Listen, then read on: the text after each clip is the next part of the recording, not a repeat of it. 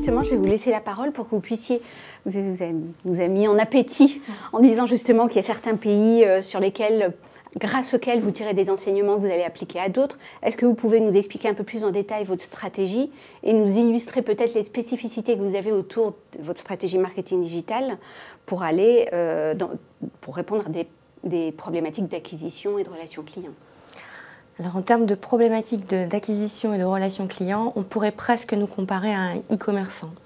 On a aussi bien aujourd'hui des enjeux autour, alors on pourrait parler d'image, d'acquisition, c'est-à-dire finalement cette formidable opportunité d'avoir un ensemble de canaux par lesquels nos clients vont arriver. Donc là je parle de référencement, je parle d'affiliation, qui nous permettent aussi d'être beaucoup plus pertinents sur la façon dont on va se positionner très en amont dans les parcours d'achat. On sait aujourd'hui, juste pour donner un exemple, qu'il y a à peu près 80-90% des consommateurs qui vont aller en ligne pour chercher un véhicule. Nos partenariats sont des partenaires automobiles, distributeurs, aussi bancaires. Et donc, dès le premier instant où le consommateur allait sur un moteur de recherche, il faut savoir que comme à peu près un véhicule sur deux est financé en Angleterre, 1 sur 4 en France, il est important que le client puisse voir l'intégralité de l'offre qui lui est proposée, aussi bien au niveau des marques de voitures que la possibilité, que la partie financement. Voilà, donc l'acquisition fait partie des piliers sur lesquels aujourd'hui on a beaucoup de travail à faire pour être toujours plus pertinent. En termes d'expérience utilisateur, on a aussi des problématiques très proches des e-commerçants, puisque une des obsessions, c'est d'être capable d'offrir une expérience simple, fluide et sécurisée dans notre domaine, et d'intégrer au mieux les parcours d'achat de nos partenaires, que ce soit un commerçant ou un partenaire qui a aussi des points de vente et des sites internet. Et en ce sens, aujourd'hui, les pratiques, effectivement, sont très nombreuses. On voit que, juste pour donner quelques exemples, quand on achète en ligne, on aime bien savoir quand est-ce qu'on va être livré, par exemple, de notre produit. Aujourd'hui, on a développé des services assez comparables sur les services financiers, c'est-à-dire la possibilité de suivre où en est son octroi et quand est-ce que je vais pouvoir recevoir mes fonds, mais aussi pouvoir aller sur son espace client, changer ses mensualités, changer sa durée et avoir le maximum finalement de pouvoir sur la gestion de son budget et de son crédit. Le digital le permet. On a aussi la possibilité aujourd'hui, on le fait en Allemagne, lorsqu'un client est sur un site internet et qu'il rentre un certain nombre de données pour finaliser son achat, de réutiliser ces données pour pré-remplir le formulaire. Voilà, on est obligé de collecter des données pour pouvoir donner une réponse en ligne immédiate et savoir si le projet va être réalisable ou pas.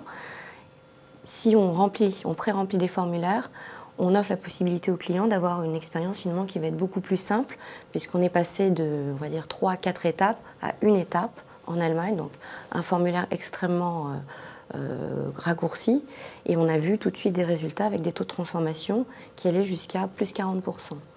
Voilà, ce sont quelques exemples que l'on ne peut pas toujours transposer d'un pays à un autre. On en reparlera peut-être, mais le Brésil, l'Allemagne, la Russie ou la France, voilà, il y a des pratiques différentes, une culture différente, une façon d'appréhender le digital qui va être différente. Et notre rôle, c'est vraiment d'arriver à pouvoir bénéficier de ces différentes pratiques marketing digital pour pouvoir ensuite les emmener outre-mer et avoir cette capacité d'innover en continu au sein du groupe. Mais alors, est-ce qu'il y a un pays, un pays ou une zone qui est plus mature que d'autres et qui vous permet justement d'aller nourrir les autres pays en matière de stratégie digitale? Je crois qu'aujourd'hui, on a une dynamique assez internationale. On pourrait très bien, par exemple, on a eu des pays précurseurs sur le responsive design, cette capacité d'offrir à nos clients une expérience finalement assez contextuelle. Je suis derrière mon mobile, j'ai un petit peu moins de temps. Finalement, je vais offrir au client, en tout cas nous allons travailler pour qu'il ait l'essentiel derrière son écran. C'était quel pays cela? Celui-ci, c'était en Allemagne et aujourd'hui en Pologne également, où nous avons bénéficié finalement de certaines pratiques, dont celle de l'Allemagne, pour avoir aujourd'hui une offre 100% dématérialisée. Donc je peux même vous dire que la partie « je télécharge mes pièces justificatives pour réaliser mon dossier de crédit » vient d'Espagne, qui était précurseur. Et je finis avec une signature électronique. Voilà. Et on voit bien que c'est être un groupe international, c'est ça aussi, c'est d'avoir cette capacité de pouvoir tester apprendre et ensuite adapter localement dans une autre géographie. On a par exemple au Brésil aujourd'hui un partenariat avec un très grand e-commerçant et nous avons décidé ensemble dans le cadre de notre plan marketing d'ouvrir un compte Twitter pour offrir aux clients la possibilité d'avoir des informations sur son service après-vente et des promotions dédiées à ses porteurs de cartes. Et ce compte Twitter, finalement, génère du chiffre d'affaires additionnel pour notre partenaire et permet aux clients d'avoir un premier niveau de service pour pouvoir répondre à ces questions. Voilà, on voit aussi en Chine des pratiques sur les réseaux sociaux que l'on ne peut pas aujourd'hui transposer en France. Oui. Voilà, c'est pour ça que précurseur en termes de poids en chiffre d'affaires, je suis sûre qu'on a tous effectivement des pays qui vont être des vaisseaux amiral. Pour nous, c'est plutôt un poids historique, c'est le premier pays qui a lancé peut-être Internet. Mais en termes de pratique marketing digital, on regarde vraiment partout.